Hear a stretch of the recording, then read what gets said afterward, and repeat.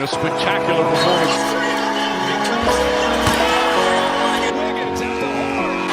Curry from half court.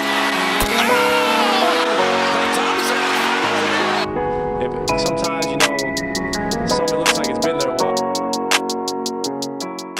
We are here, the 3 Points Podcast, your guys' fellow host, the guy who navigates the podcast, the guy who's the soul of the podcast. Some would compare him to Draymond Green of the podcast. He's back. I'm back. I hope you guys missed me.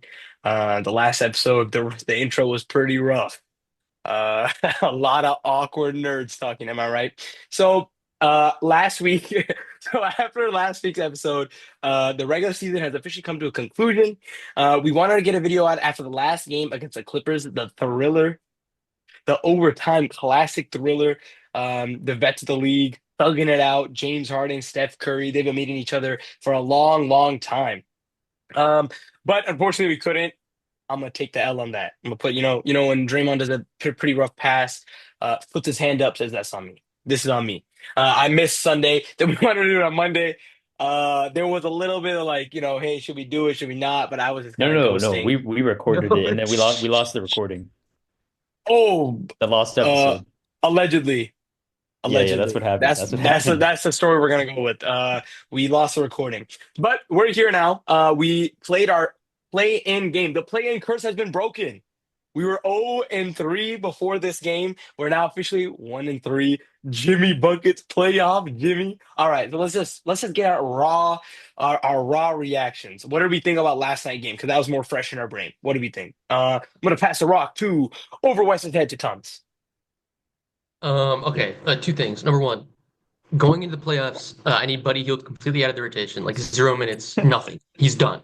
He's done. He cannot contribute positively to this team anymore. Even his shooting is complete. It's fucking disappeared. He can't hit his shots. He can't play defense. He can't dribble the ball. He can't pass. He can't be in the correct spots on offense. He can't be in the correct spots on defense. He can't stay in front of his man on defense. And he just objectively speaking, he looks like the worst player on the court for basically 90% of the minutes that he plays. So I don't want him in the rotation anymore whatsoever. Number two, Kevon Looney.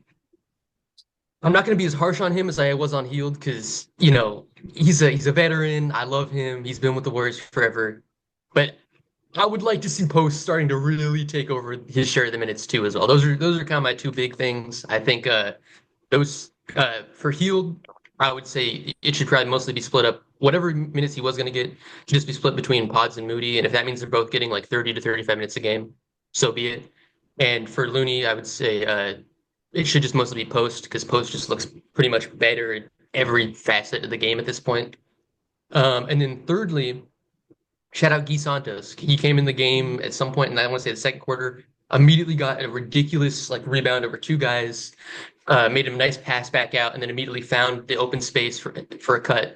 Tough and one finish. He's another guy who I think needs to be really, really aggressively trying to find ways to get on the court for at least 5 to 10 minutes a game because I really like the energy that he provides. I like the rebounding he provides. And he unlike certain people who I already talked about, understands where he fits within the Warriors system and understands how to operate within the Warriors offense. Other than that, I mean, it's like the most cliche story of all time. It's a big game. What did Jimmy Butler do? He goes out there and he puts up 38. He looked probably like the best player on the court for except for the fourth quarter where Steph took over. For the majority of that game, he looked like the best player on the court. The way that he was attacking the paint is relentless. It's almost difficult to believe that it's the same guy who we saw for the first like 20 games in a Warriors uniform. Okay. He wasn't being that aggressive. He was kind of passing up shots. You're like, okay, he's figuring it out. Like he's finding his place on this team, and then boom, the games start to matter, and he just looks like one of the best players in the league. So shout out him. I mean, everything else. I mean, you guys can talk about. I'll probably have more thoughts also, but Yeah, I think Wes, I'll take it from here if that's all right. I think my initial reactions, I mean, yeah, it's the most cliche thing in the book. Playoff Jimmy, and I really hate repeating what all these sports journalists and ESPN and all these like clowns talk about. Playoff Jimmy. But it's real, bro. Holy moly. The most like 38 points. That's his Warriors career high on the like right when I guess it's not the playoffs, but I guess it's the playoffs, right? Like this technically counts as postseason. As soon as Well, we're in the game postseason, matters. game Yeah. matters. 38 points? He had more points than Steph. The man of the match in my books is Jimmy. He kept us in the game.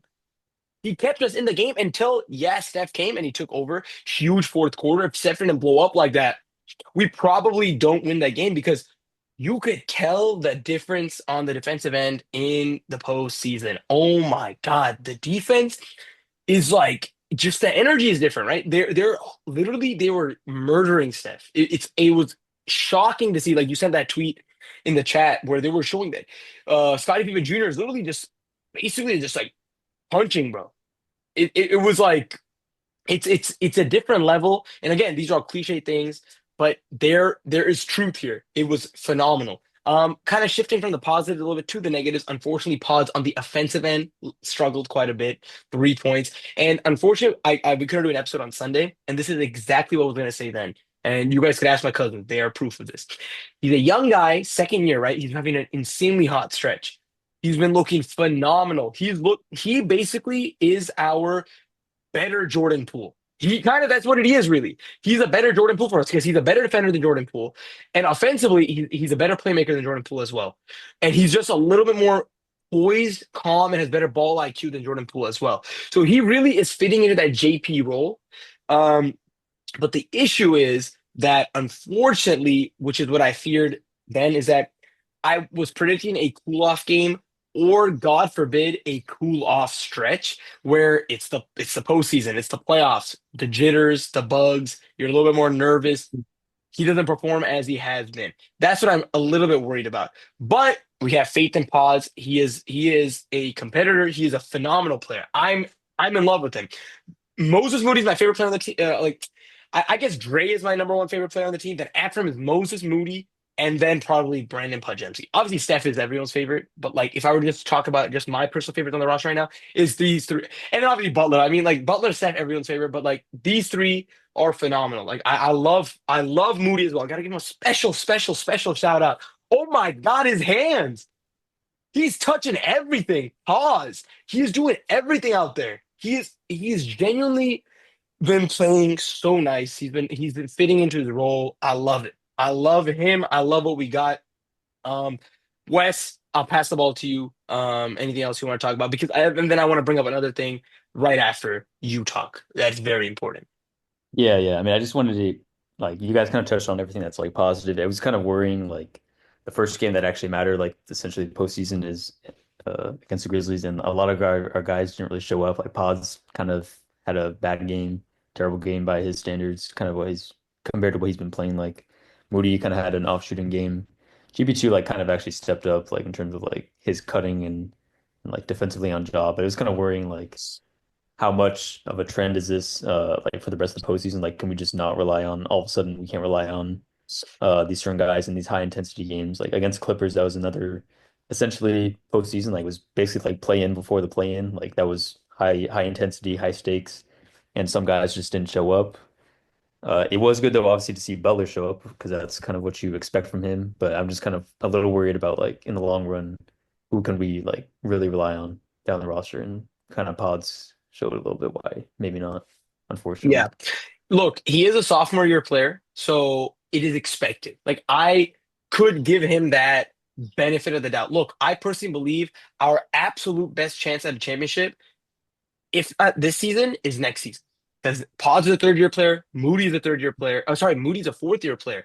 Fourth year, yeah. And this kind of I segue into my question, which is I've been like dying to talk to you guys about this. Got to give a shout out to Desmond Bain. Oh my God, he was killing us. And Thomas has his finger up. I'll let you say whatever you want to say. Go ahead. Can you guys hear that on my end? No, Like, we cannot hear you right now. Thank God. Yeah, Thank God. Yeah, we can't hear anything. Desmond Bain, huge shout out. Oh my God, he was hitting crazy shots. That one shot he hit over Pods where he kind of like chucked it. I was like, bro, what? Definitely led them yesterday on all facets. John Morant kind of struggled for standards. He did have that insane off the backboard Oh, that was alley insane, lay. bro. I was just like, oh my God. Like I hate him, but you gotta respect just just hooper. Just pure hoops, pre hoops. He's a pure hooper. He did go down with an injury a little bit. I think Was it Post who did kind of like a Zaza on him, or I don't know what happened. No, he came down on his ankle just Right, on right, by right, right. himself. Yeah, Just his came like down on it knee, bad. his knee, right? Yeah, Yeah. exactly. So it kind of bent the wrong way. Uh, Obviously, hopefully no long-term impacts. But I think besides these things, a very insanely, I'm just confused. Maybe I'm missing it. I've been looking at sources. What the hell is going on with this Kaminga situation? Because this is He's out. He's done. severely concerning. That means that, okay, so he's out, he's done. That means that what? Then there's something internally going on. Something happened where they just said we're pulling the plug on bro. I mean, I Yeah. don't know. Yeah, I mean, absolutely. I haven't seen something like this. Am I overreacting? Is this as shocking as I'm shocked? I mean, look, so there's been like a whole civil war going on Warriors Twitter about this. There's like you have like your fucking like diehards like Kaminga, like this is like a tragedy. This is gonna cost the Warriors their season. You have the haters who are like this is the greatest thing that's happened to the Warriors this season. Like Steve Kerr finally had the courage to step up and do what he needed to do. I'm kind of in the middle. I think it wouldn't have happened unless Dre and Steph were openly advocating for it, or at least were maybe more subtly advocating for it, maybe in private conversations. What the fuck? What's going on with the camera effects?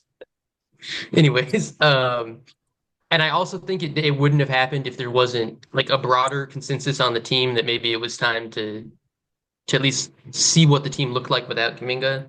Not just amongst Dre and Steph, but amongst Jimmy, Looney, other veterans who are probably just tired of watching him not know what he's doing in this offense. And I mean, it's not like even on this pod, it's not like we haven't been complaining about the same things with Kaminga for damn near the last 3 years. The ball IQ issues, the selfishness issues, the struggles, not just on off. I mean, the offensive struggles are obviously the ones that get the most focus, but even on defense, where he seemingly is incapable of playing, decent off-ball defense, he gets lost. Not on ball, but off ball, he gets lost. He can't navigate screens, et cetera, et cetera. So am I like that broken up about it? Not really, to be honest. I mean, again, it's not that he's had these struggles and that it's just that whole turkey pulling the plug. I don't understand that. This has got to be one of the most. I mean, has this happened elsewhere in other scenarios? I mean, my opinion on it is like in the playoffs, you shorten your rotation anyways, and one of the people that he might like, if you want to increase his minutes, he would take minutes away from Moses Moody potentially. And like in my opinion, it's like if I have to pick between them, and every game is crucial, I'm going with Moses Moody like every single day. His shooting is way better. He passes the ball way more selflessly. Like he's always kind of more willing to pass to the next guy. Alongside, I'm pretty sure like Steve Kerr said the Draymond, Jimmy, Kaminga rotation is just not feasible. So I mean, I don't know. I just feel like Kaminga, he is a ball stopper in my opinion. Like maybe we could see like maybe see how it goes. I guess like in spurts against the Rockets in the series, like see in some minutes how he fares. But But I don't know. but I just still cannot swallow the fact that they just pulled the plug on it. Like 0 minutes in back-to-back crucial games. I don't understand that. I genuinely like again, I don't have an issue with moving on from Kaminga. It's just the methodology of doing it is confusing me. Do Well, I you mean guys think both those games were close. Do you think we lose those games if we play him in some minutes and he kind of tanks some of those minutes? Like we lose a I lot of just those don't minutes. but I mean again you can say the same thing for like Buddy Hield then. That's true, actually. Buddy But I Hield is mean, trash. like Thomas said, we should just not play either of them. Like, And that's what's confusing me is that we are at our team culture, the Warriors team culture.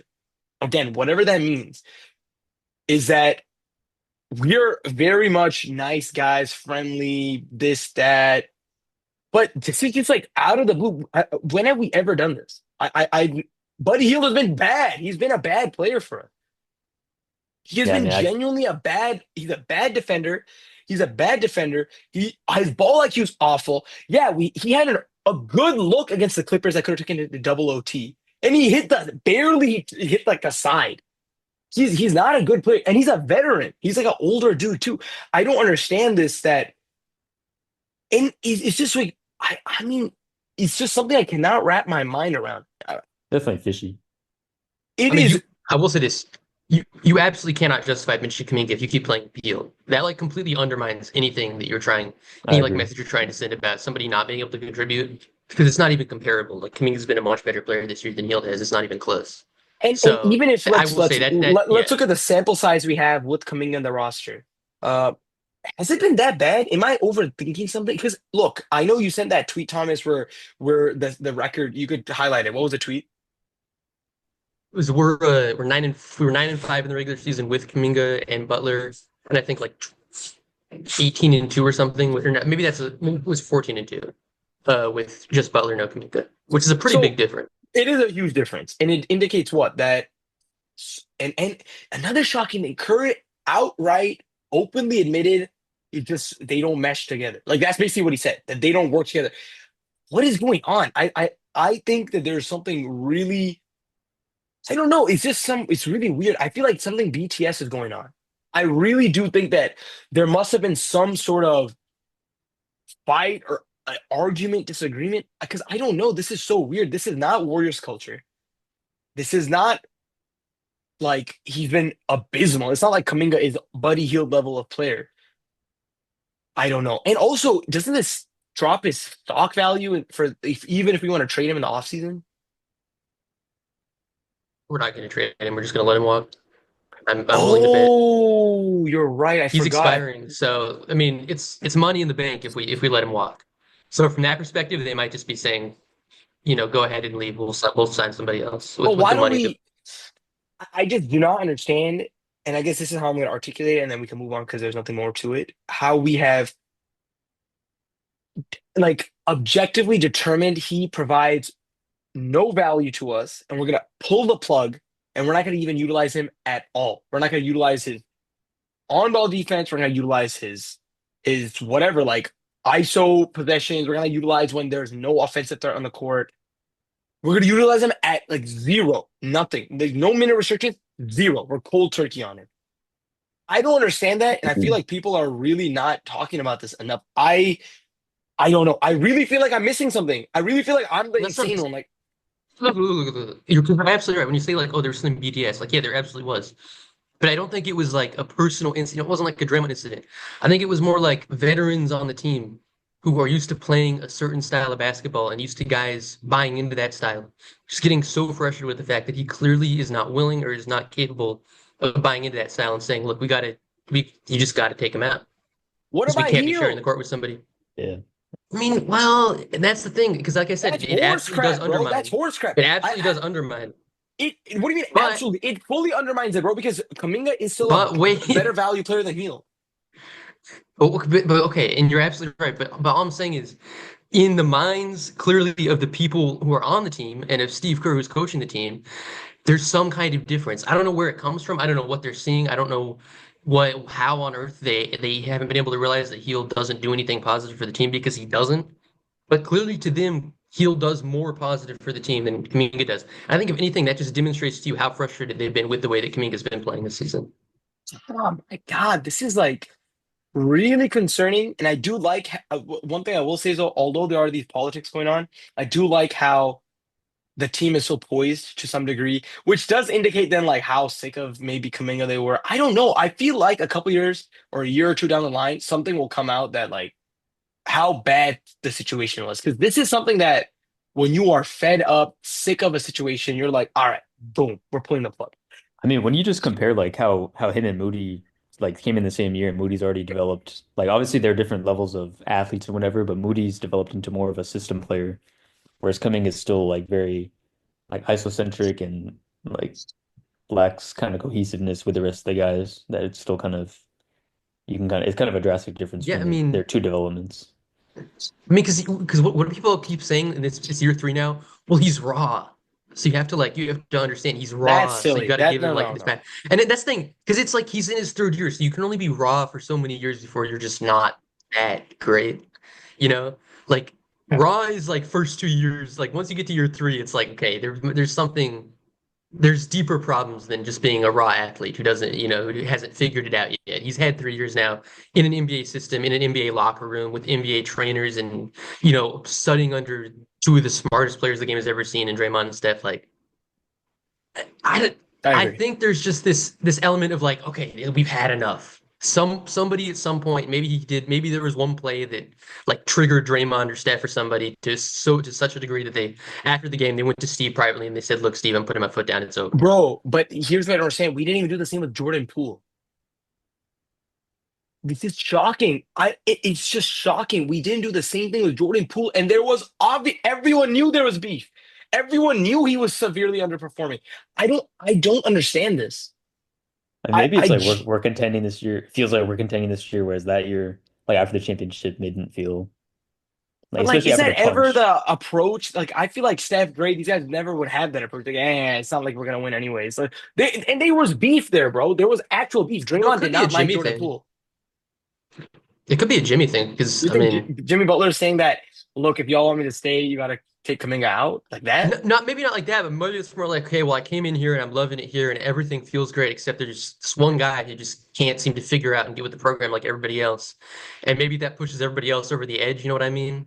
Because it's this new guy who's coming in, he's like getting the lay of the land. It's like he's touring a house for the first time, and it's like That doesn't he's seem like loving a everything, Jimmy. and he gets Doesn't to seem like one a room and he's Jimmy like, we thing got to to do. remodel this shit right now, and you're like, okay, there's Uh, something wrong with this. I mean, again, I don't know how I feel about that because first of all, Jimmy locked in for 3 years, including this season. So it's not like he was on his like last year contract. He's like, look, man, if you want me to resign, you got to figure this out. He's here for three That's what I'm seasons. saying. It's not. I don't think he's like threatening or anything. I think it's more so like if you've been living with a situation for long enough, and all of a sudden somebody else comes in, and their first impression is like this one dude, this one like aspect is the main problem. Like as an outside observer, I'm coming in and I'm saying this. Maybe you could push some other people like in a direction that they were maybe leaning but weren't going all the way towards. If you get what I'm saying. I don't know, man. I just I really can't. I don't know. I'm losing my mind because I'm just like this is shocking, and we're just kind of I running mean, in okay, well, circles. let's I'll transition this. Some people are saying that against the Rockets, Kuminga is almost certainly going to get at least a little bit of run. So, I mean, we can transition into a little Rockets. So what do we think about the Rockets Yeah, series? Do I we think think Kuminga will play? Like what? yeah. And anything else? That's a perfect transition. Because I did want to say, so I think honestly, we kind of got a very good idea. I know the episode's kind of stretching out a little bit. We're at like the 25-minute mark. That's okay. We'll kind of spend like 5-10 minutes on this. So I think what I did want to say is that I do think we got into a decent situation, all things considered. So we beat the Clippers, we play against the Lakers. We lost, we beat the Grizzlies, we play against the Rockets. If we had lost against the Grizzlies, then we beat the Dallas Mavericks or the Pelicans, whichever one we play, we would have The played the Thunder. Kings. Oh, sorry, the Kings. We would have played the Thunder. In my opinion, my preferable one would have been the Lakers, to be honest. A lot of people have been saying the Lakers, this, that. I'm gonna be very honest. We destroyed them like a week ago or a week and a half Exactly. ago. Not only that, look, if you talk about just roster to roster, matchup to matchup, they have offensive power for sure. They got LeBron freaking James. They got Luka Doncic. But we got Jimmy Butler and Luka, one of the best defenders, and then we also got Draymond Green and LeBron. Then they got AR, sure, but we got Moses freaking Moody and we got Brandon Podjemski to haul his ass. On their defensive end, who's to stop us? Luka, AR, LeBron? sure, LeBron, I guess he's a good defender, but LeBron is not going to defend everyone. And also, No. LeBron's old and LeBron's regressed. Jackson Hayes, like, I just don't. I would have preferred that matchup. Wes, if you remember, this is damn near the same exact monologue I gave last week when I was saying that I thought the Lakers were our preferred first round matchup. I said I didn't basically even watch that. verbatim. I said the exact same thing. I didn't. And to be Yeah, honest, we didn't even talk about this. I swear. Like, it may seem yeah, that we because synced about this. We didn't, literally. because that's the thing. When you think about like the Warriors offense, the way that we run guys around screens, the way that we force these guys to run around constantly chasing Steph, chasing pods, I mean chasing Healed, hopefully not, chasing Moody, just the amount of motion that there is in this offense. They have fat fucking Luka Doncic, they have old ass LeBron James, they have Austin Reeves, who I mean, like he's young, but he's not exactly a grade A athlete, and he's not a great defender either. They have fucking Roy Hachimura, who's also a big dude who's going to struggle to run around screens like that. Like, this is not a defense that would fare well against the Warriors Oh, offense. I feel that definitely. very strongly. And like you're saying, on the other side, we have the big wing defenders. We have Draymond and we have Jimmy. And we have, I mean, again, Moody. you can maybe see Kuminga, like we have Moody. You can maybe see if couldn't give Kuminga 10 or 15 minutes, maybe to give him a shot. I mean, even Guy Throw him on Santos. LeBron, throw him on Luka. Even Guy Santos. We have the big wing defenders to take away their two best offensive players. Like I would, I mean, it doesn't matter now because we're not going to get that matchup at least until the second round. But I would have loved that matchup for us. But anyways, let's like I was just And to Wes, bring it back to the Rockets, who we're actually playing. Sorry. Yeah, I mean, that's fine. honestly, I feel like now that you guys kind of talk about it, like, I mean, I didn't really like think about which first round matchup would be the best for us. Like in my head, I was just thinking Rockets just because like top end talent. That's kind of like what I go to first of all, and it's kind of like LeBron and Luca against who the Rockets have like Şengün, freaking Fred VanVleet. But Thompson. honestly, yeah, I meant Thompson. Yeah, I meant Thompson. But Man, yeah, honestly, absolutely. I do feel like they do match up pretty well against us. Like they don't have the top end offensive talent, but they definitely have the defensive talent to kind of match up against us. And in the playoffs, I feel like having like such great offensive skill matters a little bit less. Like some guys just everybody kind of breaks down in their durability. Like some guys like excel, like Jimmy, Steph, LeBron historically, but a lot of guys kind of just boil down to like mediocre-ish offensive players, and kind of what shines is athleticism. And the Rockets have that in spades. They got Amen Thompson, Tari Eason, sure I'm forgetting guys, but they Jabari do Smith. Jabari Smith, They and do have Jabari Smith, who's a great they athlete. they do scare me a shit ton. Like I could see them totally tiring out Steph. Jimmy would have to like kind of go supernova on like one of them, like just kind of take over. I kind of have to. I see him having to do that a lot of the time. But yeah, I feel like just defensively, I could see them totally tiring us out. And the longer the series goes on, It's I think the lower our chances get. Like I think we have to like kind of take them out quick in like 4 or 5. If it goes 6, then I don't really like our chances as much. Even though like the names on their team are not like they Şengün's their best player, but they still scare me a shit ton. So That's the thing. They have Min and Dylan Brooks Dylan is Brooks, probably going to be the rotation on Steph, and that's a scary ass rotation for Steph. Like those are two guys who are just professional pests. Those are guys who are going to make life fucking miserable for him. I mean, we saw it the first game. Obviously, one of the big stories afterwards was, I mean, he was just fouling the shit out of him all game. Like, how are they not calling it? But guess what? In the playoffs, fouls don't get called. it's gonna get So even worse probably. So yeah, it's probably going to be even worse. So I mean, I guess to move away from that. I mean, on the offensive end for them, I think they're going to have their own share of issues against our defense. I mean, we have been the best defense in the league damn near over the last 2 months. But yeah, there's a little bit to be nervous about. Yeah, Um, yeah, and I completely. That's why personally, for sure, I would have way, way, way preferred the Lakers because all our games with the Rockets have been pain in our behind games. We played against them November 2nd, we won in overtime. Played against them December 5th, we won by like 5. December 11th, the Rockets won by 1. Then we played against them on the 13th where we won by like 7. But again, it's always been a dogfight till the end. And the way they were killing Steph the last game, where Steph was like 1 for 10, and that really scared me because the physicality is what really is what you guys said. I'm just repeating what you guys said. Although again, on the flip side, on the offensive end, I think we're a great defensive unit as well. So I really think it'll be low scoring dogfight games is what I really think it'll be. And whoever is having high field goal percentages, especially 3-point percentages, is going to be the team that takes it because it's gonna be a dogfight. I think that's kind of the word I'm going to use for this series. But I'm excited because if we could get past this, I believe that we play against the winner of the Lakers and the Timberwolves, right? yeah, and that's yeah. going to be a great series too. That's going to be And a tough that series for both those teams. I think we win that. Whoever we face against the Lakers or the Timberwolves, I think we win that. I Oh don't yeah, think it'll be the I was Timberwolves. saying, Look, if we could get past this, I take us to the Western Conference Finals. And if we're in the Western Conference Finals, who we're facing, I mean, we'll see. It'll either be the Clippers, Nuggets, the Thunder. Well, thing is, Most likely it'll be the Thunder, in my the thing opinion. is, I feel like a lot of like the playoffs just kind of build off each other. So I feel like once we get through this might be the best defensive team we face, like except for OKC maybe, hmm but it's going to be very similar. And once we get through this, then it's kind of just like I would take us over the Lakers, the Timberwolves. They're just not as good defensively as the Exactly. Rockets. They wouldn't make us work as hard. Like yeah. we might have to Exactly. work harder defensively, but offensively it's going to come easier after we get over this hump. Yeah.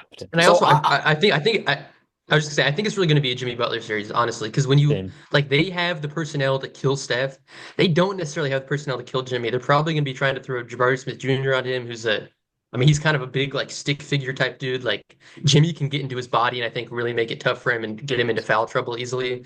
And otherwise, I mean, I don't even know who else. I mean, I guess maybe Tari Eason, who's kind of tough, but I think Oh, he'd be undersized against Jimmy. So I really I, do hope we could somehow I think it's utilize going to be Jimmy Kaminga because series. we kind of do need. This is where Kaminga could be really useful for us. Again, though, His on the flip athleticism, side, but on the flip side, his negative ball IQ could also be very problematic because again, yeah, defenses will be doubling they him. force a lot of They'll be turnovers. Yeah. exactly. So I wonder what current they're thinking. I'm very very excited. Look, if we can win this, I think this is our hardest series between this and the next. Then we'll see what happens if we can make it to the Western Conference Finals. What the matchup will look like there. But I think this will be a very tough series. And I think Wes beautifully said the longer the series prolongs, the more dicey it is for us. So I mean I'm excited. I'm really, really excited. I'm a little bit scared for Steph because the way I was seeing them defend him, I'm a little bit nervous. But again, it's Steph Curry. You know what I mean? He's shown time and time again. It's not his first rodeo. It's not his first hauling. They're trying to kill him. He knows how to handle it. So very excited. Playoffs start on Sunday. The Prediction. last play-in games are today. Prediction for the series. Pre-series. Yeah, pre-series before it starts. Pre-series prediction. I'm gonna give it. Man, I don't know. I'm gonna let you guys go first because I really don't know, man. I'm gonna say Dubs I'm in gonna say 5. I'm gonna say Dubs in 6. And Wes, the point you made about series going longer being bad for the Warriors is absolutely true. But at the same time, I just can't imagine this team not at least taking 2 from us. Because I mean, they're scary. So yeah, I mean, we'll see. I gotta go with the Dubs though. Come on, come on. I Are you mean, thinking of picking against us? no, no, no, no. I'm never. I'm not gonna think against us. I do think we'll win. But this really, the more I'm thinking about it, this is a really tough matchup, man. I would have so preferred the Lakers, like, because they're really, really well matched, and like I just low key was just giving me anxiety watching that last game, seeing how it was like suffocating. That's how I felt our Mhm. offense was. It was suffocating. So I have the Dubs. I just really don't know in how long. I don't think in 4. I also don't think in 7. I think in 5 or 6. I'm actually low key nervous, man. But Dubs in 5 or 6. Honestly, Man, hot take, I can't even see the Rockets in 5 or 6. It could really go anyway, man. It really could, because even if you look at the regular season, it was like, okay, we won the Pretty first, we even. won the second, then they won the third. Okay, well, we have more wins than them in the regular season, which is a good sign, I guess. But I thought we were maybe two and it's a two. recency bias. No, no, because we beat them. we should It's be 2 and so it's 2. 1-2. No, no, no. So we beat. So we beat them November 2nd. We beat them December 5th. We lost December 11th. We won February 13th, and then we lost April 6th. Oh, played them 5 times. Oh, we played 5 games. Okay, yeah, yeah. So, You'd love to see it. uh, yeah, maybe it's a recency bias. The last game, I was like, holy moly, it was a tough I game. mean, But it is a good indicator, but I don't know. we will Because see. again, We will see. that's how they're gonna play in the playoffs. So yeah, I mean, I Yeah. don't want to keep dragging the episode But on. We made the they points, I think. look, the same thing we're saying for pods. They are very young. They are very inexperienced. So, hey, if jitters and stuff will apply to them too. We have vets, we have veterans, we have people who rise under pressure. So, Yes, Shingun and so, Jalen Green haven't touched the playoffs. so So after we ball Warriors in 5 or 6, I'm gonna like do that cope thing and be like 5 or 6. But yeah, Okay. that's the take. We're excited. We're gonna see. We're gonna catch you guys after the first game of the playoffs.